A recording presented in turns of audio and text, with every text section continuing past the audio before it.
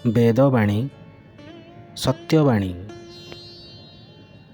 ଅନେକ ଭାବନ୍ତି ମନୁଷ୍ୟ ଯାହା କିଛି ପାପ ପୁଣ୍ୟ କର୍ମ କରନ୍ତି ସେ ସବୁ ଈଶ୍ୱର ହିଁ କରାଇଥାନ୍ତି।